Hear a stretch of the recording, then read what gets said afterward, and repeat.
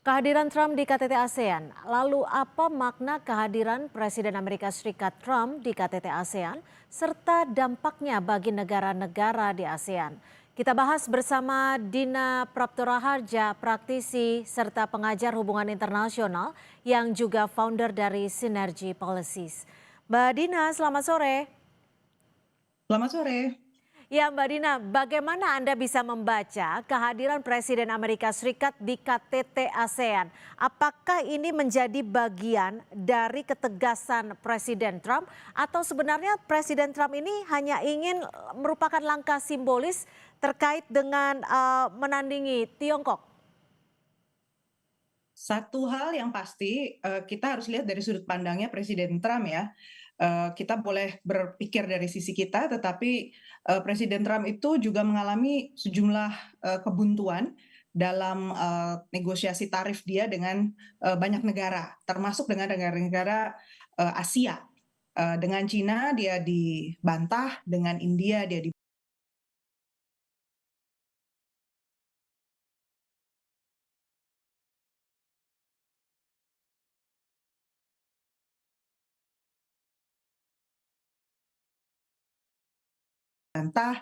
Jepang, Korea itu juga keras, mencoba melawan dan tidak mau, ikut dengan, terms-terms yang ditawarkan oleh Donald Trump.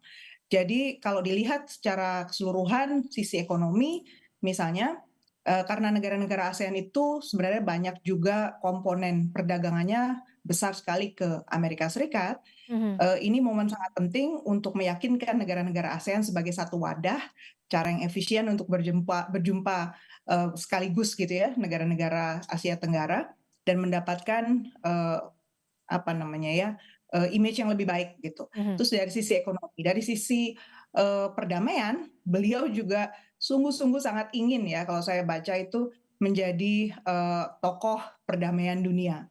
Dan kita tahu sampai saat ini belum berhasil karena yang terakhir, deal yang coba dia, broker di Timur Tengah, di Israel Palestina, gagal.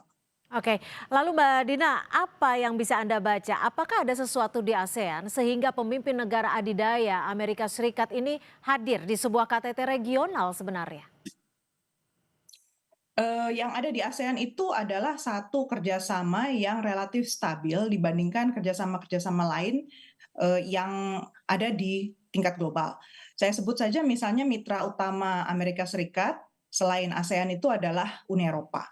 Mhm. Uni Eropa sekarang sedang sibuk dengan, mmm, agenda penguatan pertahanan karena mereka dipaksa lewat, kesepakatan dengan Amerika Serikat, NATO, mengalihkan, dana-dana ekonomi mereka untuk kegiatan, penguatan pertahanan. Hmm. Efeknya yang sepertinya tidak disadari oleh Amerika Serikat waktu itu adalah kemitraan dengan Amerika Serikat di bidang ekonomi tentunya jadi turun kan. Hmm. Mungkin bidang perdagangan bidang pertahanan itu ada, peningkatan Hmm. pembelian persenjataan, tapi kan, eee, pembelian dari persenjataan tidak langsung bisa memberi, makan gitu ya Ya, untuk ya. masyarakat di Amerika Serikat. Jadi artinya dia harus mulai memikirkan, tempat pertumbuhan lain di dunia yang bisa menyerap produk-produk dari Amerika Serikat. Mhm. Di Lalu, Indonesia itu kan termasuk pembeli soybean yang besar ya dari Amerika Serikat. oke, lalu di sisi lain, ada tidak sebenarnya keuntungan bagi negara-negara di ASEAN, khususnya mungkin Indonesia, dengan kehadiran Presiden Trump di KTT ini?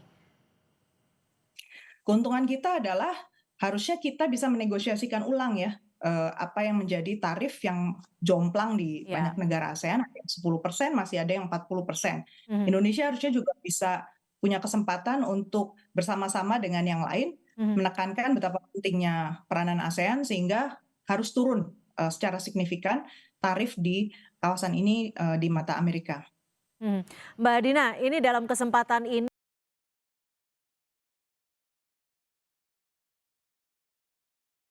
Presiden Trump juga sempat menyapa sejumlah presiden yang hadir di KTT ASEAN, termasuk salah satunya yang bahkan disebutkan namanya adalah Presiden Prabowo Subianto. Apakah ada makna khusus terkait dengan kedekatan antara Presiden Trump dan juga Presiden Prabowo? Saya berpikir kita nggak perlu berpikir terlalu jauh juga soal kedekatan pribadi. Saya lebih melihat bahwa Trump ini sedang mencari momen untuk menunjukkan kepada, konstituen dia juga di Amerika Serikat bahwa dia Mhm. seorang yang dihormati Ya. di kawasan Asia Tenggara. Karena di kawasan di Amerika sendiri sebenarnya cukup banyak harapan bahwa Asia itu tetap dijaga apa namanya kemitraannya ya dengan Amerika Serikat mengingat potensi pertumbuhan ekonominya masih sangat besar di kawasan ini. Mhm, mhm. Mbak Dina, dengan kehadiran Presiden Trump ini, bagaimana Indonesia harus bersikap untuk tetap menjaga netralitas dan juga sentralitas di tengah tarik-menarik kepentingan antara Tiongkok dan juga kepentingan antara Amerika Serikat? Yang pasti kita tidak boleh hanya mengandalkan spontanitas, tapi betul-betul harus berbasis apa yang sudah dimiliki oleh Indonesia, Mhm. baik itu bilateral maupun secara kawasan ya regional Amerika Serikat dengan ASEAN, dilihat lagi agendanya supaya off the cuff gitu kalau kita bicara dengan Amerika Serikat itu jangan off ini ya keluar dari teks pidato Konteks. begitu karena Ya. begitu banyak item yang sebenarnya sangat strategis untuk diajukan dan Mhm. itu harus bisa kena ke bukan hanya Indonesia tapi ke semua negara ASEAN. Kita nggak mau kelihatan juga bahwa ini hanya soal Indonesia ya, Ya. supaya dukungannya lebih kuat dan forceful ke Amerika juga. Mhm. Lalu bagaimana Presiden Prabowo Subianto sebagai kepala negara Indonesia setidaknya bisa menjadi navigator dan juga memanfaatkan kehadiran negara adidaya Presiden Trump dalam momentum ini? Kalau dilihat dari keketuaan Malaysia yang sebentar lagi akan berakhir ya di bulan November, sebenarnya yang dilakukan oleh Mahathir Muhammad sejauh ini adalah untuk memastikan ASEAN itu benar-benar di tengah gitu ya,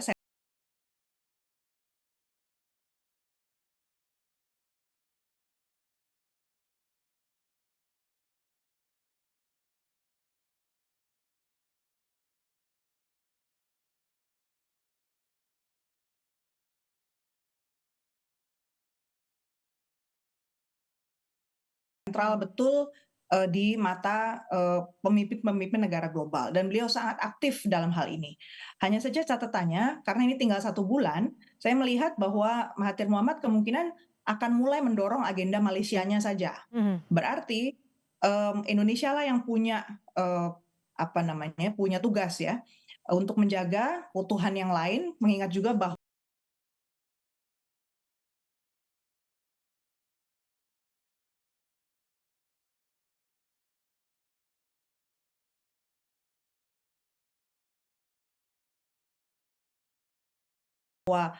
di kawasan ini masih ada masalah yang sangat serius antara Kamboja dengan Thailand misalnya, kemudian juga ada masalah dengan Myanmar, artinya isunya bukan cuma ekonomi.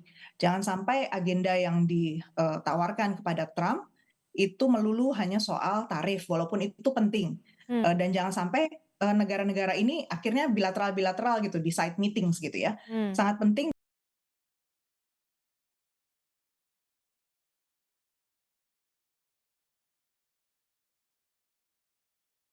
bahwa pertemuan yang sifatnya ASEAN Plus One dengan Amerika, kemudian nanti summit dan juga East Asian Summit itu agendanya betul-betul ASEAN 10 atau 11 ya sama Mhm. Timor Leste itu benar-benar kelihatan nuansanya jadi bukan sekedar formalitas atau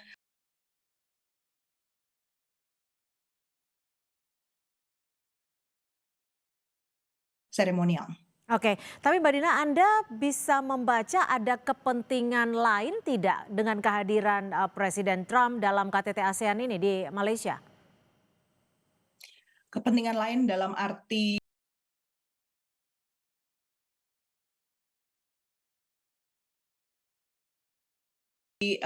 global gitu Kenegaraan, atau bagaimana? global, universal? Ya tadi image bahwa Amerika masih punya hubungan baik dengan ASEAN, bahwa Mhm. Amerika Serikat itu peduli pada ASEAN karena ini wadah kerjasama regional yang sampai sekarang masih relatif efektif gitu ya di Ya. kawasan ini dibandingkan dengan mitra tadi di Uni Eropa misalnya. Dan tadi untuk peace plan dia juga kan mau propose ya satu ide untuk Thailand dengan Kamboja. Cuman masalahnya kan, kita tahu itu juga bukan hal yang bisa semalam jadi. Jadi itulah yang makanya saya bilang tadi, kembali lagi ke agenda kita di ASEAN, Ya. ada hal-hal yang sebenarnya sudah diprioritaskan itu juga tetap harus maju. Oke, lalu dalam konteks, kerjasama baik itu, ekonomi, investasi, ataupun bagaimana menciptakan perdamaian dunia, mana sebenarnya yang lebih menjadi prioritas ataupun alasan utama Presiden Trump hadir di KTT ASEAN ini menurut Anda? Menurut saya ekonomi. Ekonomi, apa yang setidaknya bisa dilakukan Indonesia agar Indonesia bisa mendapatkan setidaknya, peran yang cukup besar ataupun keuntungan yang lebih banyak lagi untuk perekonomian? Di bidang perekonomian itu yang harus digenjot ya, kita bukan sekedar menegosiasikan ulang tarif supaya lebih berimbang karena kita pertumbuhan ekonominya itu sangat kritis sebenarnya buat dunia. Kalau pertumbuhan ekonomi di ASEAN itu tidak di atas 5%, itu pertumbuhan global akan melambat dengan sangat signifikan. Jadi sangat penting buat Amerika Serikat memahami cara-cara untuk tetap menjaga pertumbuhan ekonomi tinggi di sini. Mhm mhm. Satu, dengan cara tarifnya itu turun supaya kita tetap bisa ekspor ke Amerika Serikat juga ke negara-negara yang lain ya. Kemudian yang kedua, supaya investasi itu juga mengalir ke kawasan ini. Jadi jangan mendahulukan kalau MAGA itu Make America Great Again kan tujuannya adalah membuat investasinya pindah ke Amerika semua kan di Mhm tingkat global. mhm. Di Amerika itu udah nggak mungkin bisa didorong lebih dari 3% atau 4% bahkan pertumbuhan ekonominya, nggak mungkin. Karena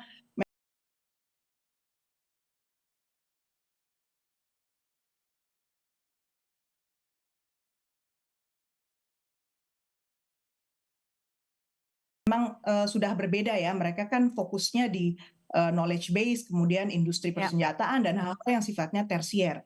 Mmm, Jadi hal-hal yang sifatnya keseharian rata-rata penduduk, working class, itu mhm. justru harus sudah digeser wilayah produksinya ke seperti negara-negara Asia Tenggara. Jadi Oke. sangat kritis kita bisa menyampaikan hal-hal seperti itu supaya apa ya, kelihatan bahwa agenda Ya. MAGA itu justru bisa tercapai dengan cara yang berbeda. Oke, Mbak Dina, lalu dengan kehadiran Presiden Trump di KTT ASEAN ini, apakah ini juga menjadi bentuk penegasan Trump bahwa kehadiran Amerika Serikat di kawasan negara-negara yang juga sedang menjadi target, apa ya, target diplomatik dari BRICS ini? Ah, kalau soal BRICS kemarin tuh menarik ya karena kita juga baru saja didatangi oleh Presiden Lula da Silva dari Betul. Brazil. Sebenarnya dari sisi real, ekonomi yang real, Trump juga paham tidak mudah buat satu kelompok negara yang baru mulai duduk bersama untuk kemudian shifting gitu ya, mengubah rute perekonomian dunia Mhm. yang tadinya basisnya Bretton Woods, ada IMF, ada World Bank, ADB, kemudian berubah menjadi NDB gitu kan, yang Ya. basisnya digerakkan oleh negara-negara BRICS itu nggak mudah. Kemudian Mmm, dedolarisasi yang digaungkan oleh pemangku kepentingan di Amerika itu juga nggak mudah sebenarnya. Jadi mungkin alasan yang lain adalah untuk ngecek ya sebenarnya relasi antara orang-orang Asia Tenggara, pemimpin Asia Tenggara dengan China misalnya itu mhm. seperti apa. Kita tahu bahwa anggota BRICS itu semuanya, hampir semuanya lah, kecuali Brazil, Mhm. itu mengalami defisit dengan China. Mmm, India terutama yang paling besar. Jadi bukan hal yang mudah tentunya keluar dari defisit ini. Amerika kan juga mengalami defisit ya besar ya dengan ya. jadi artinya kita punya kesamaan kebutuhan sebenarnya, makanya perlu duduk bareng. Mungkin dia mau cek ya persepsi kita tentang itu gimana, sampai sejauh mana kerjasama negara-negara kawasan kita dengan China juga. Oke, tapi Mbak Dina, Anda bisa membacanya bahwa kedatangan Trump ini juga sebagai bentuk apa? Pertarungan halus ataupun bentuk pengaruh Amerika Serikat terhadap pengaruh dari BRICS itu sendiri? Belum sampai sih, kalau saya Hmm. pikir karena justru beliau realistis bahwa BRICS itu masih developing, yang dia cari di sini adalah pengaruhnya Cina. Dan kalau dia seorang pebisnis, dia pasti akan membaca dengan cepat gitu ya, apa saja yang dimiliki oleh Cina di sini, kemudian bagaimana pandangan negara-negara Asia Tenggara tentang Cina. Investasi besar di kawasan ini kan tetap datangnya dari China. Ya. Perdagangan paling besar di kawasan ini di Asia Tenggara, di ASEAN itu tetap dengan China. Mhm. Jadi kalau dia mau kembali lagi ke core misalnya pertarungan antara Amerika dengan China, ya di sini medannya kan, gitu. Oke. Jadi awalnya kan beliau berpikir Trump berpikir bisa memecah belah ASEAN dengan tarif yang berbeda-beda, Ya. kemudian nego bising gitu kan. Mhm, mhm. Kenyataannya kan bukan itu, karena dari segi, apa namanya, volume perdagangan ASEAN juga beragam. Ya. Tapi negara-negara yang, jumlah penduduknya besar dan produksinya signifikan buat Amerika Serikat, Mhm. ternyata juga nggak dengan cepat, bisa, apa namanya, ekonominya tumbuh di situasi tekanan tarif yang seperti sekarang. Berarti kan, apa yang saya ceritakan tadi ya, di Ya. luar dari ASEAN seperti Cina, Jepang, Korea itu India kan juga keras terhadap Ya. Amerika. Artinya strategi Trump untuk menekan dunia dengan tarif boleh Mhm. dikatakan tidak berhasil. Oke, oke. Lalu bagaimana nantinya atau mungkin Indonesia bisa memposisikan diri antara dua blok besar ini? Saya kira dua belah pihak Amerika dengan Cina ini masih dalam posisi mencari pengaruh yang, lebih besar. Cina dalam, tekad yang semakin bulat saya lihat untuk, tidak lagi, menjadi bayang-bayang, di bawah bayang-bayang kekuasaan atau hegemoni dari Cina. Mhm. Sorry, dari Amerika Serikat. Jadi Cina sekarang sudah lebih berani untuk mengusulkan inisiatif-inisiatif yang sifatnya independen dari Amerika Serikat. Negosiasi mereka juga dengan mitra-mitra yang dilupakan Amerika Serikat atau disingkirkan Amerika Serikat itu juga semakin intens, termasuk dengan Uni Eropa, kemudian juga dengan, Rusia misalnya. Artinya di sini Amerika Serikat punya taruhan yang cukup besar. Mmm. Dia mau, main, lebih keras nekan Cina saja,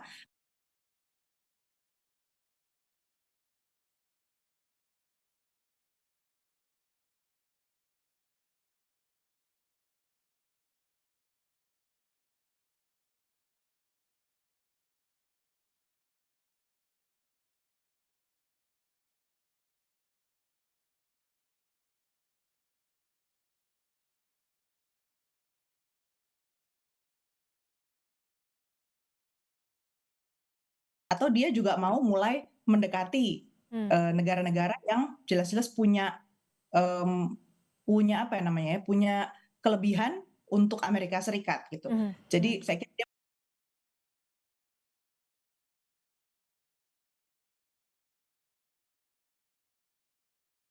memainkan kartu yang kedua tadi, Mhm, mencoba, masuk ke negosiasi, dilihat platformnya, mhm. karena dalam sejarah dia waktu, periode pertama, dia kan pernah datang juga di ASEAN ya, seingat Mmm. saya, tapi, apa, pendekatannya belum ekonomi gitu kan, Oke, lebih banyak oke. kerjasama politik. Jadi mungkin dia kali ini akan masuk dan mencoba menengoklah bagian itu. Oke, oke. Dengan kehadiran, Presiden Trump di kawasan, KTT ASEAN, di kawasan regional, sebenarnya seberapa besar kebutuhan Amerika Serikat terhadap negara-negara di ASEAN? Atau mungkin ada yang ditawarkan Amerika Serikat untuk negara-negara di ASEAN?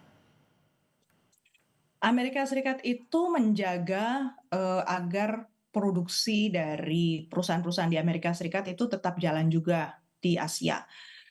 Seperti saya bilang tadi kan mereka salah satunya memang menekan juga ya, Mhm. melalui tarif supaya perusahaan-perusahaan Amerika Serikat tuh pindah gitu ke Amerika Serikat. Nyatanya kan, hanya perusahaan yang cukup besar aja ya, yang sudah bisa bikin cabang baru di Asia, yang kemudian pindah.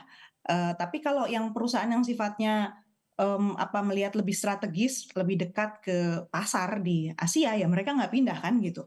Mmm. Dan, kita tahu bahwa, para pembeli di Amerika Serikat juga banyak yang ekonominya turun gara-gara, mmm, apa namanya, tekanan ekonomi di sana ya. Jadi Mmm. banyak yang kehilangan pekerjaan, Iya. artinya turunlah daya beli mereka.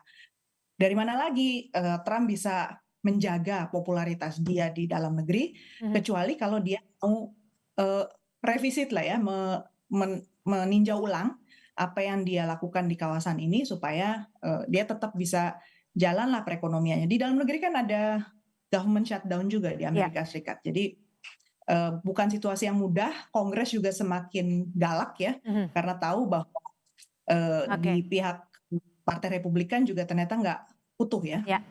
Baik, terima kasih Mbak Dina Praptora Harja, praktisi dan juga pengajar hubungan internasional, serta founder dari Sinergi Policies atau perspektif Anda. Terima kasih, selamat sore.